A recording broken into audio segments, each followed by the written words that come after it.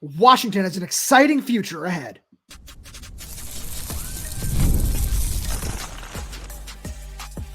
You are Locked On Huskies, your daily podcast on the Washington Huskies, part of the Locked On Podcast Network, your team every day. Welcome back into another edition of the Locked On Huskies podcast. I'm Roman Tomashoff. That's Lars Hanson. He's site editor with Athlon Sports Inside the Huskies.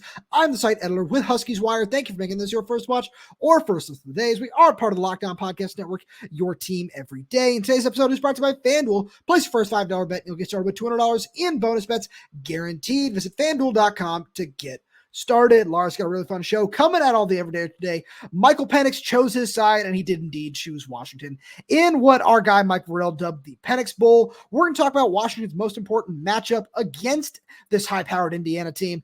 But one thing that you and I were, I think it was both our biggest takeaway from our Tuesday press conference, where we got to talk to a whole host of players along with Brendan Carroll and Steve Belichick, was the way a lot of those players came away from it talking about the future, talking about a lot of the young guys who are going to be staples on this roster. And, you know, we had some conversations over the bye week about recruiting, things like that. We don't mean this as in 2025 and beyond. We mean this as guys who might contribute for the rest of this season and beyond, where there's a long list. And, you know, I kind of want you to just choose one guy from this list, and we can go from there of guys that were said, hey, these guys might contribute this season. That's Rashid Williams, Paki Finau, Kahlee Tafai, Khmori House. That one, I mean, he's touted a lot. We already know where Washington stands on him. Rahshawn Clark and Keith Reynolds. Is there one guy in that group where you're like, this is the one that we should start with? Yeah, the first one on the list, Paki. I mean, it's the one that Brendan kind of clearly where I remember. I think it was my question to Brendan when I said, you know, just Jedd mentioned some young guys. It was going to be a young on young practice early in the bye week, and we hadn't really heard anything since then. Gotta love the media availability, but I understand. So now today was really the only day we could ask about it, and right off the bat, Brendan was like, yeah, Paki. Like, and now it wasn't just like, oh, Paki's going to play like 50 snaps, you know, against Indiana or anything like that. But you look at how the offensive line is going. He mentioned Kahlee Tafai been banged up, which I didn't think we knew as much about. We knew Soane had been banged up. Didn't know the entire left tackle position was just SOL. But, you know, respectfully, when it comes to injuries, you know, like, we didn't know all three were banged up at some level or another. Now you're going to be without Max. Paki, I don't necessarily trust at tackle, but it really doesn't matter at this point because you're going to have to figure out where guys are going to go. And as Landon said, you know, look, I can play center, I can play guard, either one. It doesn't matter. And I think that's kind of the beauty that Brendan's been able to carry over from Scott Huff, where Scott Huff is going to play everybody wherever, regardless. Like, unless you're short of, you know, putting Parker Bradshaw at tackle, like he was going to try everybody wherever. So that's kind of the question I had for you. When you say you don't trust Paki at tackle, do you mean that right now or long term? Because I would say like right now. Right. Because the way we phrased it, it's like, hey, guys, it can also help right now. Sure. So if we're thinking Paki's helping right now, it's going to be more on the interior, and you maybe figure out that rotation. So I see what you're saying, and I'm just really intrigued to see how they play this. Because I hear your argument, but, you know, without if Soane is limited in any way, Brendan Carroll said Max officially is not going to be able to play against Indiana. So I'm really intrigued to see if they try Paki at tackle. Because one thing where if you talk to anybody around the program about him, they can't, you know, even begin to describe how excited they are about his upside. And, you know, we were talking to somebody today. It's like, yeah, you know, all conference seems to be like the start of where they think he could end up. Where, you know, it's high expectations, but he's got the talent. He's got the technique. He's got the athleticism. He's got the full package. And when you talk to Brendan about that, he also, one of the things he mentioned was, I don't know if you know, there are a couple of these guys that might not start, you know, or start playing a lot this week. It might be next week against USC. So that's something I'm really curious about. But the one guy I'm really intrigued by, we're going to get way more into the defense later on in the show, but is Rahshawn Clark, where when Brendan Carroll, and excuse me, it was Giles Jackson, who was the first one to really bring him up. But one thing that Giles said was he's going to be real good on both sides of the ball. And that was really exciting to hear, where I know that was one thing that, you know, is why he was sold on Arizona, is because they wanted to try him on both sides of the ball and following, you know, being able to eventually stay home, coming back up here. That was a big win for this coaching staff. And he's played a little bit this season. I know I saw him out there like really early on, but when we look at his future, it's really exciting to see what it might be, especially when, they're talking about a couple other pass catchers where this just looks like one of those guys where I don't necessarily think they have a particular position in line for him on offense. It's a get the ball in his hands and let's see what happens. Because Lars, one thing that really intrigued me about Rahshawn Clark was defensively, it was the same thing.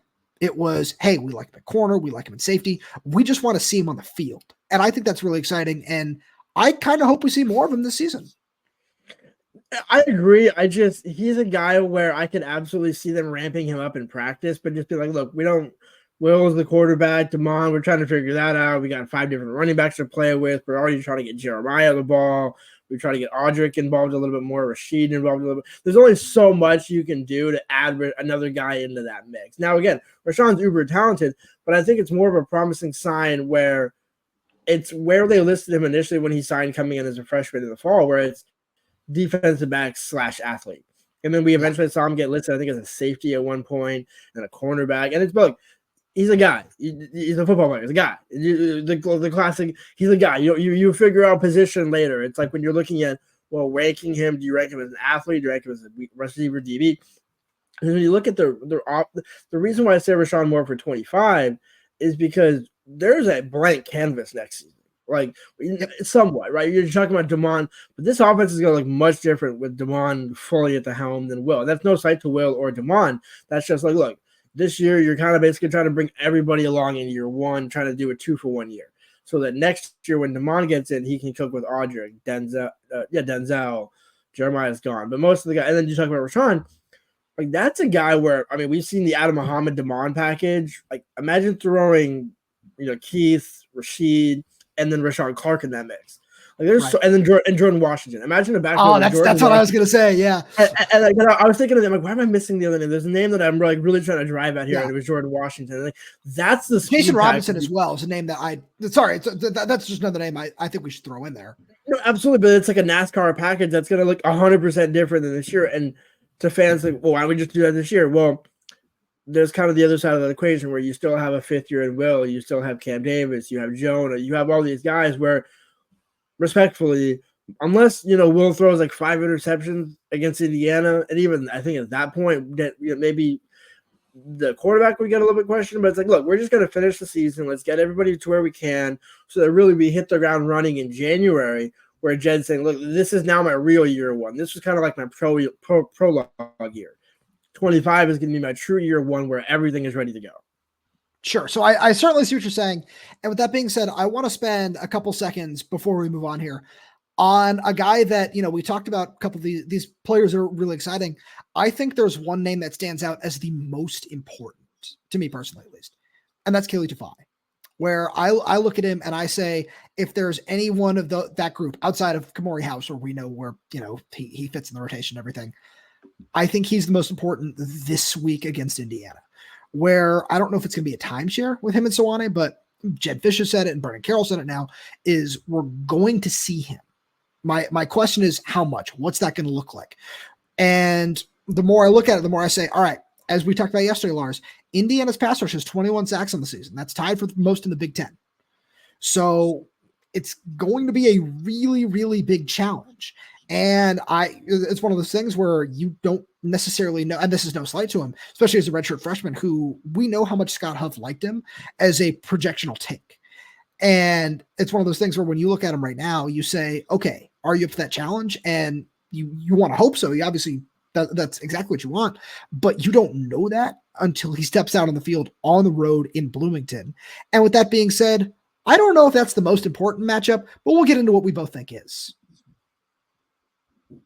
We'll get the right of message from our friends over at LinkedIn, because when you're hiring for your small business, you want to find quality professionals that are right for the role. That's why you have to check out LinkedIn Jobs. LinkedIn Jobs has the tools to help find the right professionals for your team faster and for free, because LinkedIn isn't just another job board. LinkedIn helps you hire professionals you can't find anywhere else, even those who aren't actively searching for a new job but might be open to the perfect role. In a given month, over 70% of LinkedIn users don't visit other leading job sites. So if you're not looking on LinkedIn, you're looking in the wrong place. On LinkedIn, 86% of small businesses get a qualified qualified candidate within 24 hours. You can hire professionals like a professional on LinkedIn because LinkedIn knows that small businesses are wearing so many hats and might not have the time or resources to hire. And that's why LinkedIn is constantly finding ways to make the hiring process easier. They even just launched a feature that helps you write job descriptions, making the process even easier and quicker. You can post your job for free at linkedin.com/lockdowncollege. That's linkedin.com/lockdowncollege. Post your job for free. Terms and conditions apply.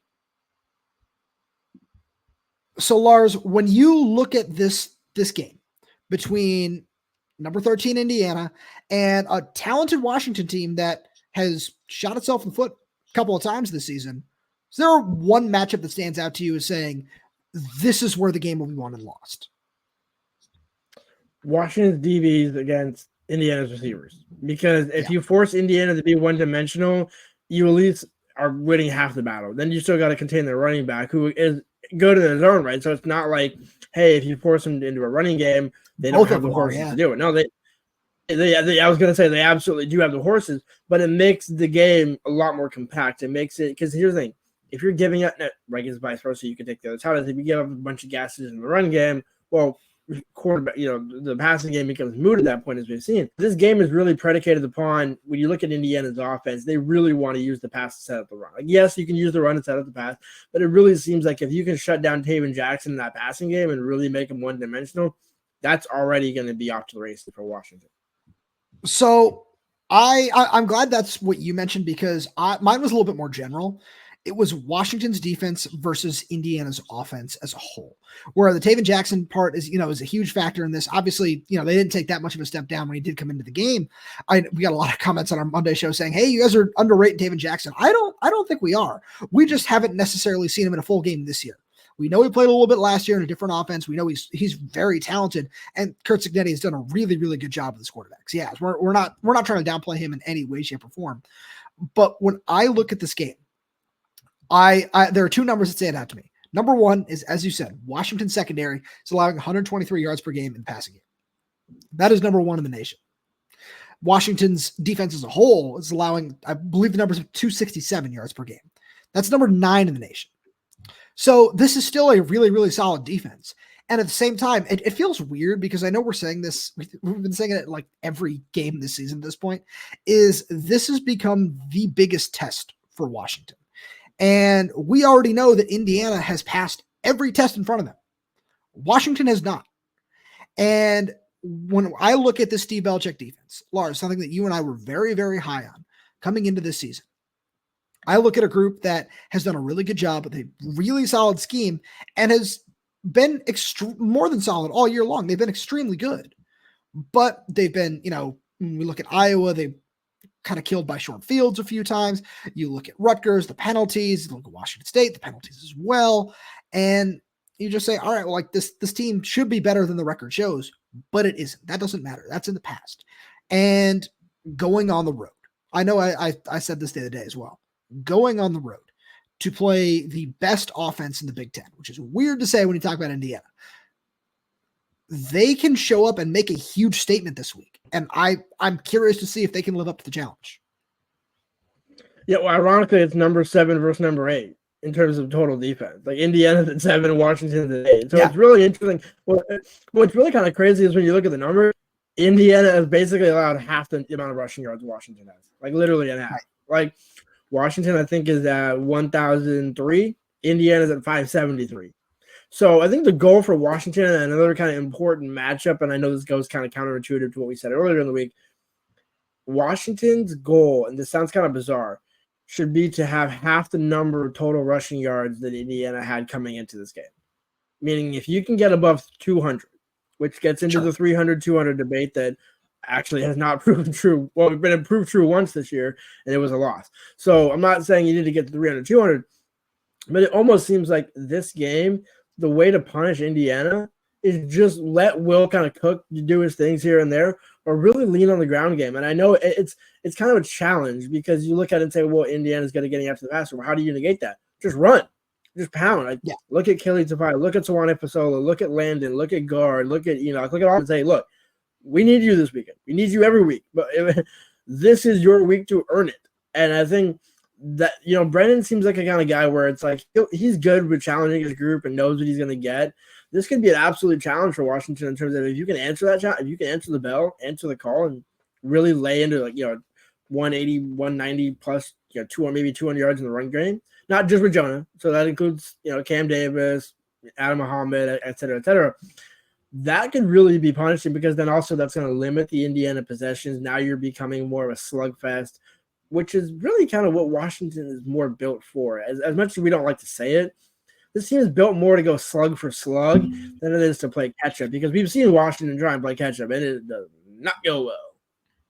Yeah, I think of the Rutgers game first and foremost when that happens. But I really like where you're going with this because we know Washington has the talent. The talent is not the issue.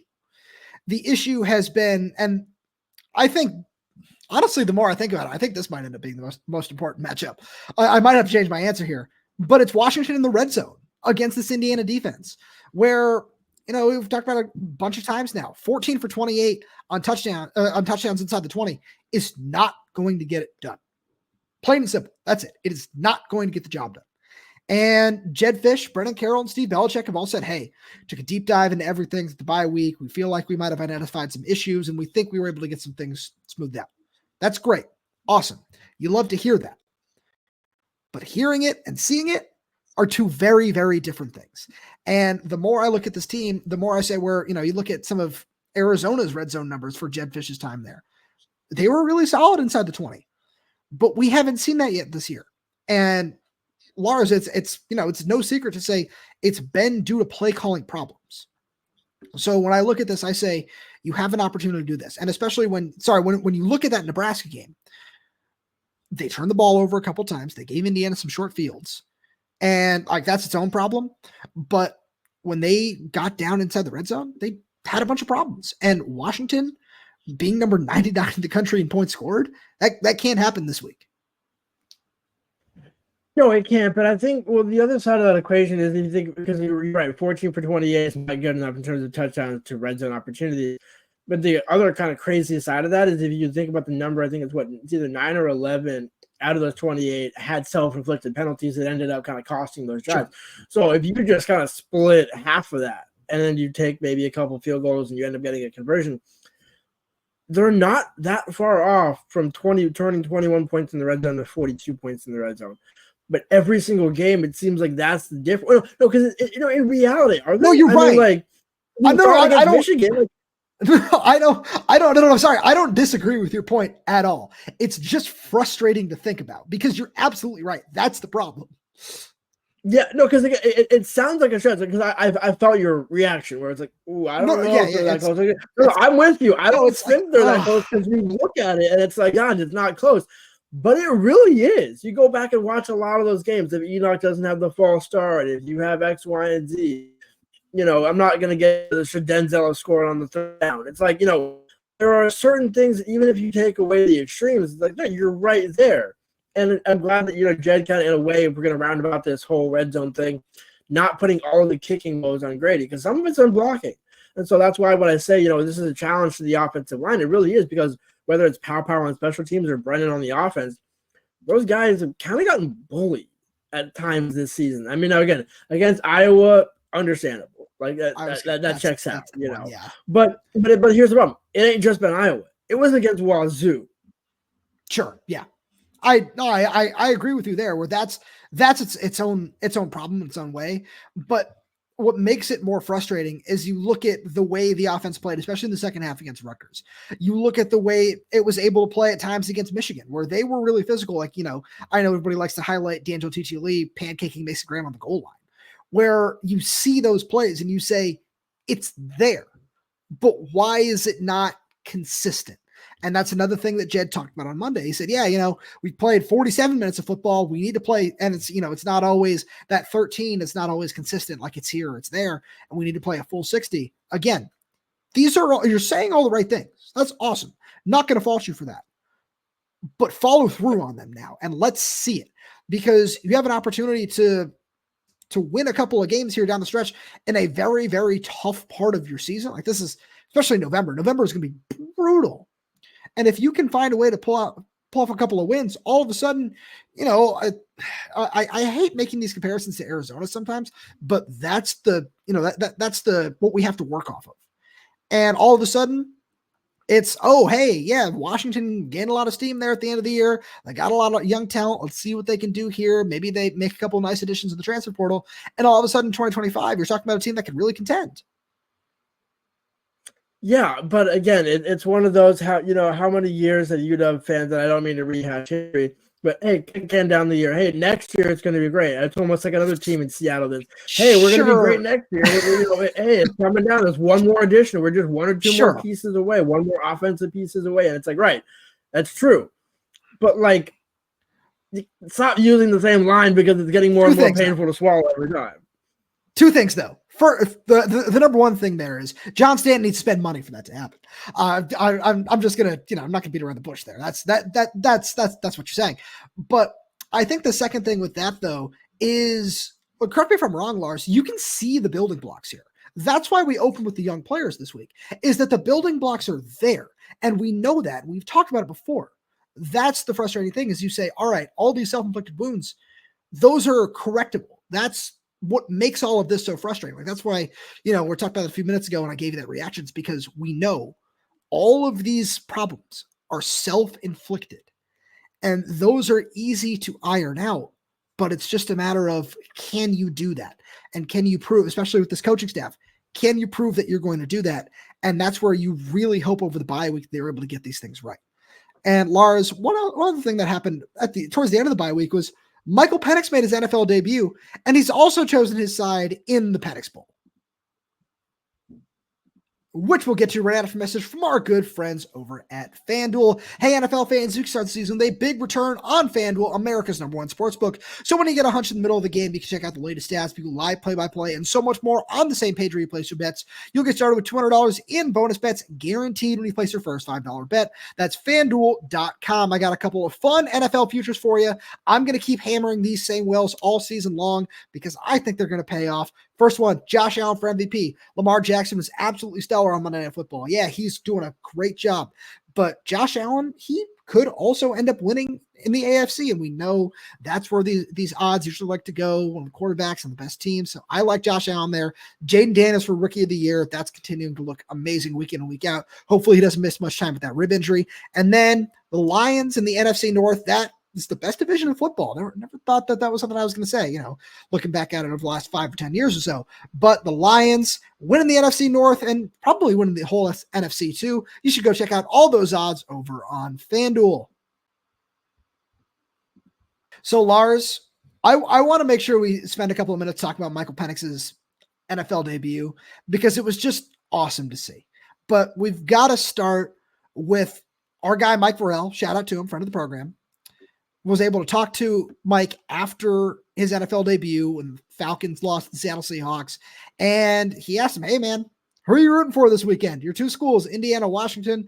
And Mike didn't beat around the bush. He said, there's no bad blood. I am an Indiana alum, but I've got to pick Washington. And honestly, I love that. And I totally get it.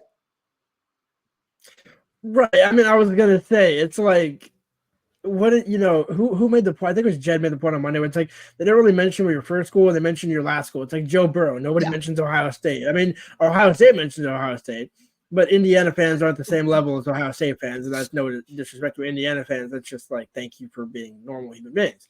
But with that being said, it's at the same time, Mike's career was built at Washington. I mean, it wasn't built at Washington. It was built at Indiana, but it really culminated at Washington where, I mean, wins, starts, literally everything that matters to where Mike is at right now happened at Washington. Now, the only thing that was overlapping was Kalen DeBoer was at Indiana too, and Kalen ain't at Washington anymore. Newsflash at 11 there.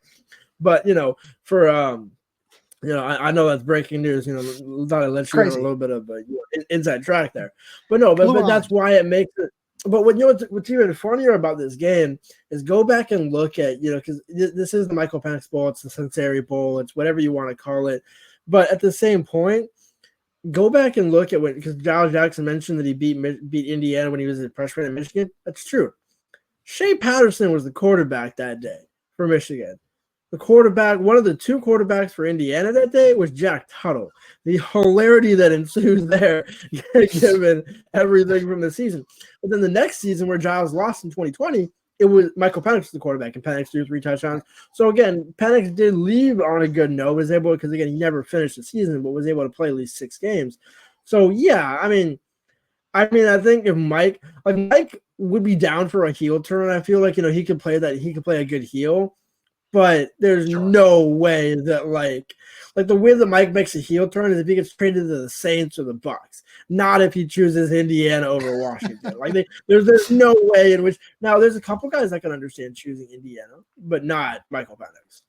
So I completely agree with you there. And I wasn't surprised. It was kind of cool where I wrote about it a little bit over on Huskies Wire. And one of the things that I talked about was it wasn't just Mike's impact on the field.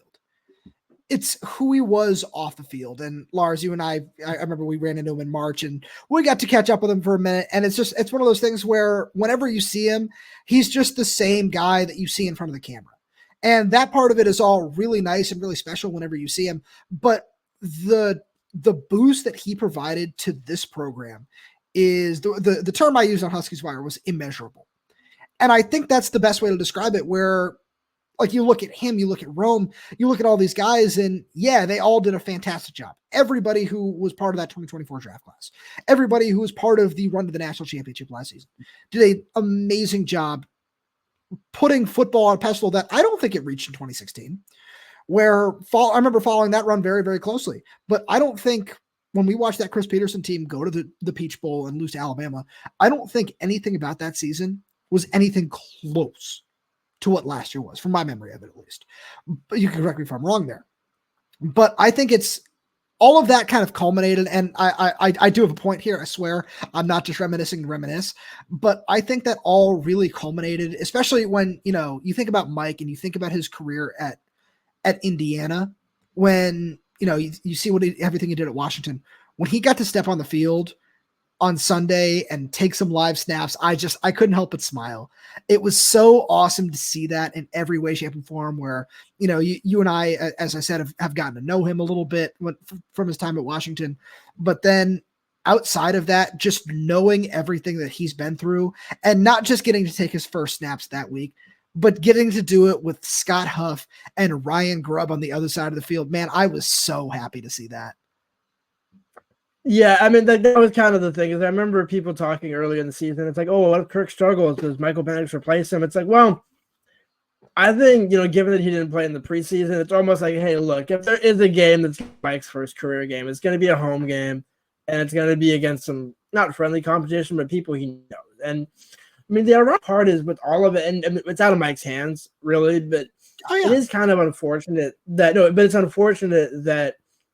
it almost seems like it's like, hey, we're closing a book on 23 and we're opening a new book in the same volume on 24, but there wasn't as much carryover. Like Damon couldn't learn from Michael Penix last year. Sure. Jedd wasn't here last year.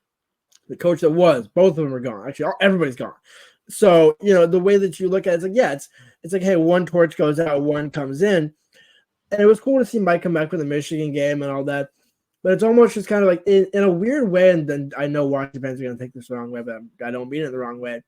It is kind of like the transient nature of Washington, where you look at like all the guys from over the years. Shaq Thompson came back for the first time since like 2016 or 15 this past spring. So it's like there's so many guys that Washington has in the NFL that you can use, but it's almost like the connection isn't as smooth as you would like it to be, where like, you go back to Alabama or you go back to some of these other schools. It's like, hey, look, day one, I can just walk in here and everything's already been the same. It's like, no, there's so many different changes, but in the positive, where can Jedd take it? Can Jedd turn UW into a quarterback like it used to be with Tui and and all the quarterbacks, and Warren Moon, et cetera, Locker, Browning, all those sort of things?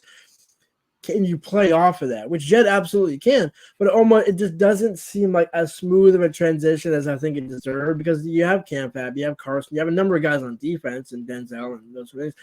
But it seems like 24 was like, hey, we need to build the bridge to make the connection work in 25. Yeah, and also shout out Cody Pickett. I know you didn't omit him for any reason in particular. Right. I was a huge Cody Pickett fan growing up, man.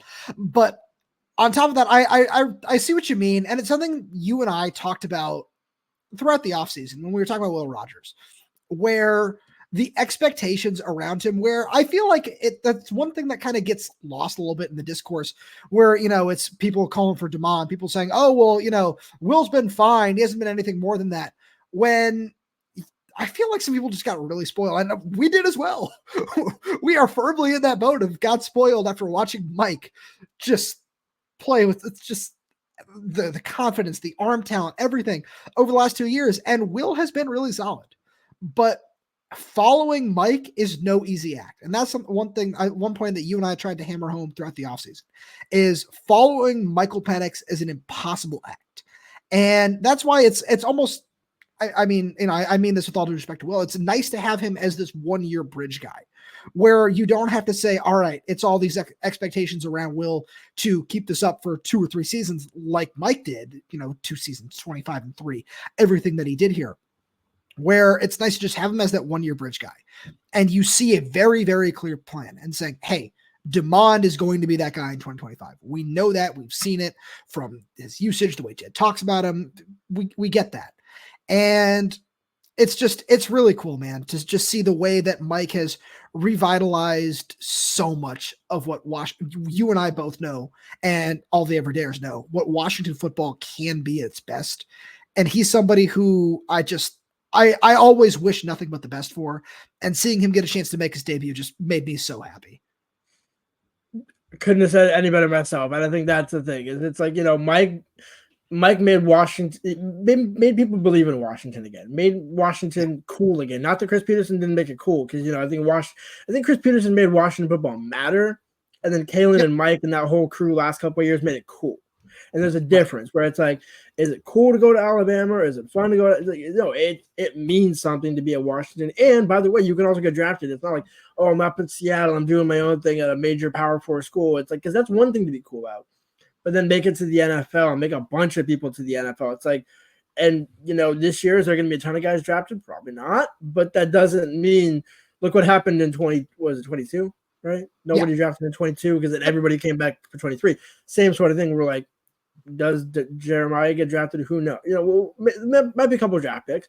There are a couple guys, but my point is, more likely than not, you're going to see that true next wave kick in 25, 26, 27, 28, and then that sort of thing. And that's what Jedd was brought here to do, which to look, this year was going to be what it was. We thought 8-4 at best, and that's kind of worth reminding people. When we said 8-4, it was 8-4 at best. Okay, like that's what you're shooting for, not a guaranteed lock, but you should be in that 6 to 8 win mark, and they're right there. But you got to close out in October and especially November. Absolutely. Lars, as always, thank you so much for being here. Thank you to all everydayers for tuning in. We really do appreciate support. It means a lot to us. And thank you so much for making Locked On Huskies your first listen today. Now for your second listen, check out the Locked On Big Ten podcast. Our guy Craig Sheeman puts the Big Ten first. When everyone else overlooks it, you can find Locked On Big Ten on YouTube, wherever else you listen to your podcast. And if you like everything we have to offer, make sure you subscribe wherever you get your podcast. So that's YouTube, Spotify, Apple Music, KMSL Music. We're there. We're everywhere. We're updating this channel with new content every single day. So make sure you like that. Click that like button, click that little bell, so you never miss when we post a new video. If you have any questions, comments, concerns, up right down below in the comment section. And if you're audio only, please leave us 5-star reviews. It does help us out a lot. Thank you so much for tuning in, and we'll talk to you on Thursday.